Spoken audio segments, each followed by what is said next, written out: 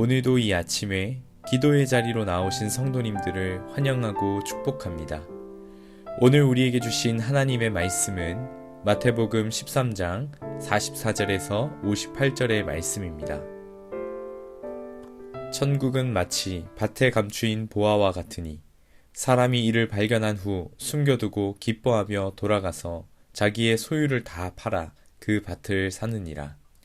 또 천국은 마치 좋은 진주를 구하는 장사와 같으니 극히 값진 진주 하나를 발견하매 가서 자기의 소유를 다 팔아 그 진주를 사느니라. 또 천국은 마치 바다에 치고 각종 물고기를 모는 그물과 같으니 그물에 가득하매 물가로 끌어내고 앉아서 좋은 것은 그릇에 담고 못된 것은 내버리느니라. 세상 끝에도 이러하리라. 천사들이 와서 의인 중에서 악인을 갈라내어 풀무불에 던져 넣으리니 거기서 울며 이를 갈리라. 이 모든 것을 깨달았느냐 하시니 대답하되 그러하오이다. 예수께서 이르시되 그러므로 천국의 제자된 서기관마다 마치 새 것과 옛 것을 그 곳간에서 내오는 집주인과 같으니라. 예수께서 이 모든 비유를 마치신 후 그곳을 떠나서 고향으로 돌아가사 그들의 회당에서 가르치시니 그들이 놀라 이르되 이 사람의 지혜와 이런 능력이 어디서 났느냐? 이는 그 목수의 아들이 아니냐? 그 어머니는 마리아, 그 형제들은 야고보, 요셉, 시몬, 유다라 하지 않느냐? 그 누이들은 다 우리와 함께 있지 아니하냐? 그런즉 이 사람의 이 모든 것이 어디서 났느냐 하고 예수를 배척한지라. 예수께서 그들에게 말씀하시되 선지자가 자기 고향과 자기 집 외에서는 존경을 받지 않음이 없느니라 하시고 그들이 믿지 않음으로 말미암아 거기서 많은 능력을 행하지 아니하시니라. 아멘. 저는 22살의 나이에 대한민국의 몸과 정신이 건강한 청년이라고 한다면 반드시 가야 하는 군대에 가게 되었습니다. 거의 대부분의 사람들이 그러하듯이 군대를 간다라고 하는 것을 좋아하는 사람은 거의 없을 것입니다. 국방의 의무를 다하는 것이 국민의 한 사람으로서 너무나 당연하지만 한창 하고 싶은 것이 많고 꿈 많던 그 당시에 군대를 간다라고 하는 것은 저에게 시간 낭비라고 하는 생각이 들었습니다. 다행히 저는 그 생각을 빨리 고쳐먹어서 하나님께서는 무소부재하시기 때문에 내가 있는 이 군대에서도 하나님은 나와 함께 하신다는 사실을 기억하고 내게 주어진 이 군대의 시간이 하나님과 함께하는 훈련의 시간으로 생각해보자 라고 하는 마음이 들었었습니다. 저의 이러한 마음의 변화는 군대에 대한 시선이 바뀌었고 그에 따른 행동도 자연스럽게 바뀌게 되었습니다. 이런 저의 모습을 보던 저의 옆자리에 있었던 훈련소 동기는 저의 말과 행동이 좀 특이했었는지 이렇게 물어본 적이 있습니다. 너는 군대가 뭐가 그리 즐거워서 그렇게 열심히 하냐? 라고 하는 이 질문에 저도 모르게 나는 교회 다녀서 그래 라고 대답을 한 적이 있습니다. 평소 우울감에 찌들어 있던 이 동기는 저의 말을 듣고 저를 한번 믿어보자 라고 하는 생각을 가지고 본래 같으면 딸기 몽쉘을 주던 불교에서 저와 함께 교회를 가게 되었습니다. 비록 훈련소를 수료한 이후에는 이 친구와 헤어지게 되었지만 연락을 듣기로는 이 친구의 선임을 잘 만나서 교회를 함께 잘 다니고 있다라고 하는 감사한 소식을 전해 들었습니다. 참 의도치 않은 계기를 통해서 한 사람에게 복음이 전해진 저에게 있어서는 정말 소중한 기억 중에 하나였습니다.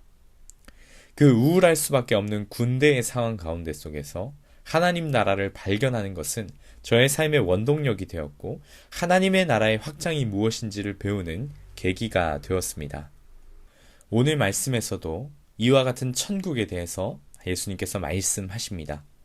여러 가지 비유가 있지만 가장 처음에 등장하는 이 밭에 감추인 보화와 그 밭을 사는 사람에 대한 이야기를 함께 나누고자 합니다. 이 밭에 감추인 보화에 대한 말씀은 찬양으로도 많이 불리워져서 대부분의 사람들이 잘 아는 비유 중에 하나일 것입니다. 이 비유의 내용은 굉장히 간단합니다. 어떤 한 사람이 우연히 밭에 묻혀있던 감추어져 있던 보화를 발견하고 그 밭을 자신의 모든 소유를 다 팔아 샀다라고 하는 내용입니다. 이 밭에 있는 보화를 찾은 사람은 어떤 사람인지는 알 수 없지만 밭을 샀다라고 하는 것을 보면 그 밭의 주인은 아니고 아마 그 밭을 빌려서 일하던 소작농은 아니었을까로 보입니다. 보화를 발견한 사람은 자신의 일터 가운데 속에서 보화를 발견했고 이것을 예수님께서는 천국이라고 말씀하시는 것이죠. 우리가 하나님의 나라라고 한다면 우리가 죽어서 가게 될 곳만을 이야기하지 않습니다. 하나님의 통치가 임하는 그곳이 바로 하나님의 나라이고 천국입니다. 그렇다면 예수님께서 지금 말씀하시는 이 밭은 보화를 발견한 사람의 일터입니다. 우리가 일터를 생각할 때 생각만 해도 머리가 지긋지긋하신 분들이 계실 수 있을 것입니다. 우리가 먹고 살 수 있도록 하는 굉장히 소중한 일터이지만 그곳에서 생기는 스트레스와 어떤 관계적인 어려움들은 날마다 우리의 마음 가운데 퇴사를 마음먹게 합니다. 우리의 일터뿐만 아니죠. 때로는 우리가 살아가는 일상의 영역 안에서도 한숨만 나올 때가 있습니다. 나의 가정을 돌아볼 때 언제나 행복하지만은 않죠. 관계에 어려움이 있을 수도 있고 각자의 사정으로 인하여 고통의 자리가 일상의 영역일 수도 있습니다. 그런데 오늘 예수님께서 말씀하시는 것은 우리의 삶의 현장 가운데 하나님의 나라가 있다라고 하는 것입니다. 나의 직장 가운데, 나의 삶의 일터 가운데, 나의 삶의 현장 가운데 하나님의 나라가 숨겨져 있는 것입니다. 하나님의 통치하심이 그곳 가운데도 있습니다. 이런 하나님의 나라를 발견하게 되는 사람은 그 반응이 기쁨으로 나타납니다. 나의 삶에 하나님의 나라를 발견하고 그 하나님의 나라를 이루기까지 하나님이 우리에게 주시는 기쁨이 있다라는 것입니다. 여러분의 일상의 자리에서 하나님의 나라를 발견하고 기쁨으로 충만하게 되시기를 소망합니다. 여러분이 있는 그 자리에 하나님이 함께 하십니다. 그 하나님의 통치하심을 발견하시길 바랍니다. 그렇게 된다면 우리의 삶의 태도는 완전히 바뀌게 될 것입니다. 하나님의 나라를 소유한 사람은 항상 기뻐하게 되는 것이죠. 밭을 산다라는 것은 그 밭을 가꾸겠다라고 하는 변화와 결단이 뒤따릅니다. 그 일터의 주인으로 생각하며 삶의 태도를 바꾸는 것입니다. 그 밭을 사고 가꾸는 사람에게 주어지는 것이 바로 보화이고 하나님의 나라라고 하는 것입니다. 일터를 단순히 내가 먹고 사는 곳으로만 생각하는 것이 아니라 하나님의 나라가 임하는 곳으로 생각하여야 한다라는 것이죠.